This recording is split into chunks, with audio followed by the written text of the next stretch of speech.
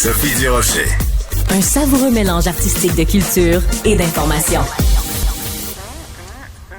Simon-Olivier Fecteau sera à tout jamais un nom qu'on associe avec le Bye Bye, l'émission de fin d'année de Radio-Canada. Il a joué dedans, écrit, réalisé, coproduit pendant 9 ans. Mais là, il vient d'annoncer que c'était fini.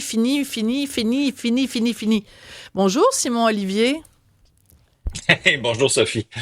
Bon, moi, je trouve ça plate pour 3 raisons. La première raison, c'est que 9, c'est pas un bon chiffre. Il me semble que quand on fait au moins 10 ans. Il me semble que c'est un meilleur chiffre. La deuxième raison, c'est tabarnouche. Il y a Trump, puis il y a Trudeau. Il me semble que s'il y a une année où tu aurais dû faire un bye-bye, c'est tes 2 têtes de Turc préférées. Pourquoi tu pars cette année?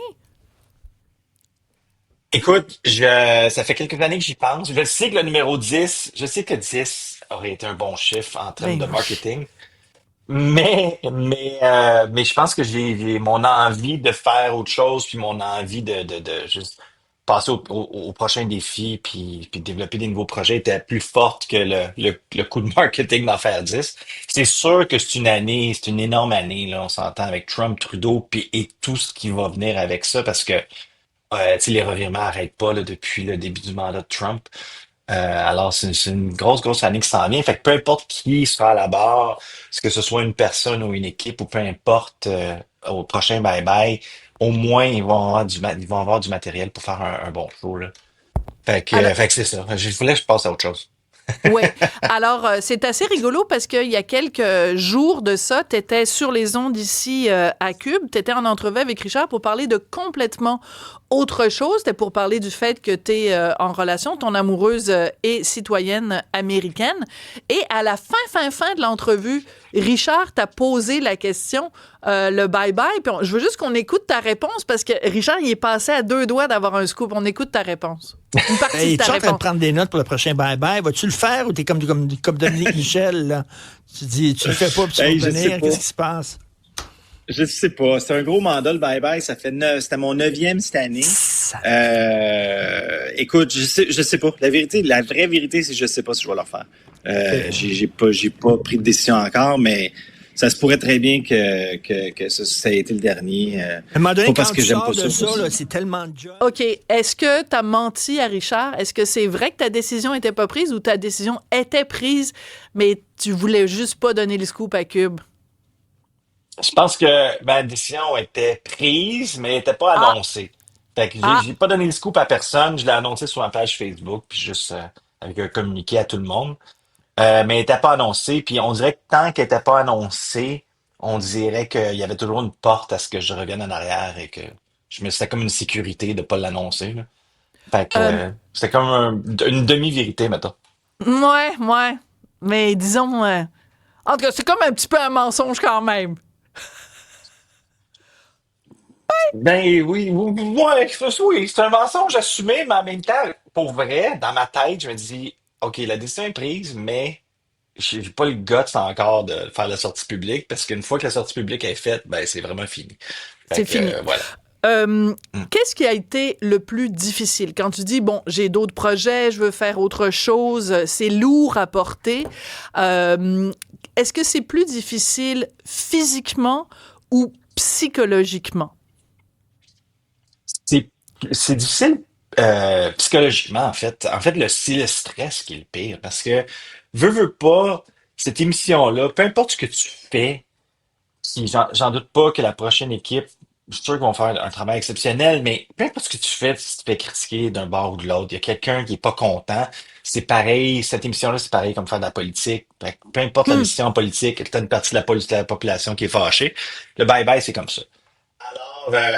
Alors c'est sûr que ça brasse, c'est sûr que ça brasse. Il y a énormément de gens qui écoutent ça. C'est 5 millions et plus, je dirais, avec tout ce que les rediffusions Mhm. sur Internet qu'on peut écouter. C'est énormément de monde pour la population qu'on est au Québec et au Canada francophone. Alors, c'est épuisant. Tu sais, cette année, moi, j'ai fait pendant 2 semaines de l'arythmie suite au bye-bye. Hein? Juste à digérer. Ben oui, tu sais, puis ça faisait 9 ans. Fait qu'en principe, je suis habitué. Mais on s'en sort pas de la pression. Du moins, moi, je m'en sortais pas, là. OK. Donc, je veux juste être sûre d'avoir bien compris. L'arythmie, c'est quand même, donc c'est une manifestation physique de ton stress. Quoi, es-tu allé à l'Institut de cardiologie? T'es-tu retrouvé à l'hôpital? As-tu pris des pilules, la nitroglycérine, je sais pas, quelque chose? Ou... C'est drôle, j'étais allé à l'Institut de cardiologie un matin pour porter un truc pour le cœur. Fait que là, j'ai un truc pendant 2 jours qui vérifie mon arythmie. Mais c'est sûr, tu sais, il y a une couple d'années, en 2019-2020, je me suis ramassé à l'hôpital, mon système digestif a comme cessé de fonctionner. Je me souviens d'avoir donné des indications de jeu avant de partir à l'urgence. Tu sais, c'était un gros show. C'était un Ouais. gros show. C'est pas simple. C'est pas nécessairement pour cette raison-là que je quitte. Cependant, c'est vraiment tu sais, j'aurais pu en faire un dixième. Tu sais, on a une super bonne équipe.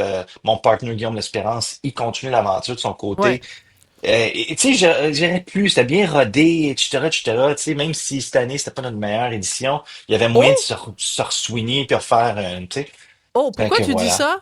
Pourquoi tu dis, c'est Ben, toi je qui dis, viens de le dire, c'était pas ma meilleure édition. Pourquoi? ben, je dis ça parce que les critiques ont été moins bonnes que les années précédentes. On dirait que la réception était moins bonne. Cela dit, je pense pas que c'était une mauvaise édition, mais c'était pas, mettons, pratiquement au Bye Bye 2023 qui a été reçu, tu sais, il y avait beaucoup de commentaires, que c'était comme le meilleur depuis 10 ans, ou le meilleur Bye Bye tout court. Tu sais, cette année, on n'a pas eu ça. Cela dit, je suis quand même fier de l'édition tout de même, là. Je veux pas dire que c'était un mauvais Bye Bye, pas du tout. Mais c'était pas la plus forte en 5 ans, mettons. Fait que c'est ça, mais cela dit, ça aurait été pas facile, mais tu sais, on aurait pu reconstruire trop d'autres choses. Tu sais, on a plein d'idées pour faire que ce soit s'ajuster, mais créativement, j'ai vraiment besoin de passer à autre chose. Tu sais, je suis quelqu'un qui a toujours fait ses projets par soi-même. J'ai fait moins de projets que d'autres, sauf que tous les projets que j'ai faits, c'était des projets de cœur et des Hmm. projets où j'étais en arrière de l'idéation, puis en arrière toujours le créateur principal du projet. Est-ce qu'il y a des choses, des numéros que tu regrettes? Je te pose la question parce que il y a quelques mois de ça, j'ai reçu à l'émission Kevin Parent. Et Kevin, à un moment donné, est devenu très, très, très émotif parce qu'il y avait eu une blague très, très, très vilaine sur lui au Bye Bye. Puis écoute, c'était des années après. Puis il était encore là, vraiment là, au bord des larmes en disant ça n'a pas de sens à quel point on a ri de moi devant 5 millions de personnes. J'ai l'impression que Kevin, il s'en est jamais remis. Est-ce que des fois, quand tu regardes en arrière ces 9 années-là, tu dis ouais, ce numéro-là, on est allé trop loin. Mais c'est sûr que c'est pas le but de détruire des gens en faisant le bye-bye. C'est pas le but de hey, on a une cible, da. Mais tu sais, quand tu fais une revue de l'année, puis il y a une nouvelle dans le journal qui est, dans ce cas-ci, Kevin Parent qui se met la graine dans des verres, c'est nous faire une pause sans palette, nous autres. Fait que tu sais, fait que je comprends la difficulté d'un artiste de se retrouver dans le bye-bye, puis de trouver ça difficile. Mais ultimement, si on recule, nous, tu sais, on n'a pas inventé la nouvelle, on n'est pas creusé pour ces trucs. Elle se ramasse dans le journal, puis dans plusieurs publications. Alors, à partir de ce moment-là, je pense qu'on est, entre guillemets, fair game, là. Tu sais, on n'a pas mis une loupe particulière sur la nouvelle, là. Je pense qu'il y avait déjà beaucoup de gens qui en parlaient avant le bye-bye, là. Ouais, Fait que je suis mais désolé, cela dit, c'est sûr que. Oui, oui, désolé, oui. non, non, mais vas-y, vas-y, je veux te laisser finir ta phrase. Donc, t'es désolé que ça ait Ben, fait pour autant Kevin de peine Parent, en à fait, Kevin. Ouais, tout à fait, tout à fait. Tu sais, c'était pas le but. Cela dit, tu sais, cela dit, mais juste en termes humoristiques, c'était un très bon sketch. C'est un sketch qui a fait jaser. C'est un sketch qui était super bien interprété par Marc Dupré. Puis, tu sais, c'était comme un bon sketch. ouais. Alors, moi, c'était ça ma job à ce moment-là, là. Est-ce que ça t'arrive des fois, mettons, tu te promènes dans la rue, puis tu rencontres comme une de tes victimes, entre guillemets, puis tu vis comme un beau malaise? Mais c'est pas arrivé. C'est pas arrivé. Non! En 9 ans, c'est jamais Non, arrivé. non. J'ai pas croisé des gens. Tu sais, je suis pas mal solitaire. Je sors pas de temps dans les premières et tout Ouais. ça. Je me tiens un peu loin de ça. Mais de deux, j'ai pas eu, tu sais, je sais pas qui, dans tous les gens sur qui on a fait des sketchs, qui est fâché, qui l'est pas. Tu sais, je suis pas tant au courant de ça, là. Je suis pas un patineur, pas un très bon patineur. Ouais. Mm. Si au prochain Bye Bye, on faisait une blague sur toi, ce serait quoi? De quelle façon on pourrait... Parce que au cours des années, vous avez fait quand même des blagues. Tu sais, mettons, vous avez ri de Véro avec sa ménopause, ou tu sais, vous avez tapé à droite puis à gauche, là. Mais si on voulait faire quelque chose pour aller... Comme le petit point faible de Simon-Olivier Fecteau, ce serait quoi? Ce serait quoi ton talon d'Achille? Écoute, j'en ai probablement plusieurs. Publiquement, je pense que mes publications Facebook ont pas toujours été à la hauteur, Oh à la boy! hauteur de ce qu'on pourrait s'attendre de quelqu'un dans ma position. Mais Fais-tu si jamais on faisait un référence? sketch sur moi, Ouais, fais-tu référence à des pardon? propos que tu as eus sur Elon Musk? Moi, je pensais pas aller là, mais si tu veux aller là, moi, ça me fait plaisir aussi de Ah, te donner l'occasion ben de... non. Non, non, ça te tente pas. Oui, entre autres, oui, là, c'était comme vraiment pas un poste nécessaire. Mais je pense que j'ai été cavalier un peu dans les dernières années. Ah oui? Cependant, si on fait... Ben oui, de temps en fait, cavalier dans ma position. Pas vraiment cavalier. Dans la position que je suis comme artiste. Tu sais, si j'étais un journaliste, mettons, ou Ouais. j'étais quelqu'un qui fait de l'opinion, c'est ça, très, très léger, ma page Facebook. Mais comme je suis pas quelqu'un qui est supposé donner dans l'opinion, peu importe l'opinion que je vais avoir, mais là, ça devient comme, oh mon Dieu, il y a quelqu'un qui s'est positionné par rapport à un sujet X, un sujet X.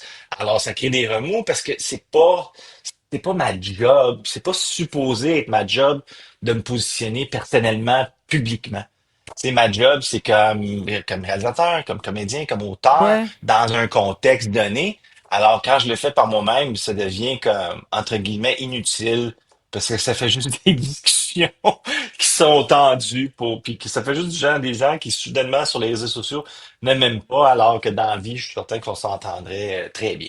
Oui, Fait parce que, que fait que voilà. je veux pas non plus que les gens nous écoutent puis se disent, coudonc, ils ont une discussion d'initiés, puis on n'a aucune idée de quoi ils parlent. C'est que Ah, sur ta page Facebook, quand Elon Musk a fait ce que beaucoup de gens ont interprété comme étant un salut nazi, toi, t'as dit non, non, non. Il voulait juste comme saluer, inclure tous les gens dans son cœur. Puis bon, ben ça a créé une controverse. Puis ton nom s'est retrouvé quand même varlopé à pas mal d'endroits. Donc, on pourrait théoriquement au bye-bye de cette année faire une blague en disant Simon-Olivier Fecteau, il faudrait qu'il se tienne loin des médias sociaux, par exemple. ah, tout à fait, tout à fait. Puis ce La serait, écoute, je rirais-tu? serais honoré. Ah, Ah ouais, vraiment. OK. Si jamais on m'imite d'une quelque façon que ce soit, je devrais être honoré. Peu importe à quel point chien ou pas chien, ou peu importe, là. Je vais l'accueillir avec amour, là. Je trouve ça vraiment le fun. Ah, ben tant mieux. Mais cela dit, étant auteur du Bye Bye depuis 9 ans, un des auteurs, évidemment, je serais surpris que cette nouvelle-là se rende parce que c'est passé en janvier et c'était pas si gros que ça par rapport Non. à d'autres affaires qui peuvent éclabousser, là, tu sais. Non, Mm. mais ça a surpris quand même pas mal de monde. Je veux qu'on écoute un extrait Je parce que, pense que, écoute, ouais.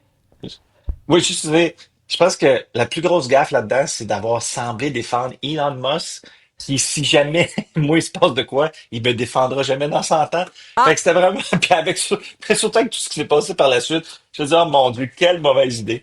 ouais, c'est Ouais. ça.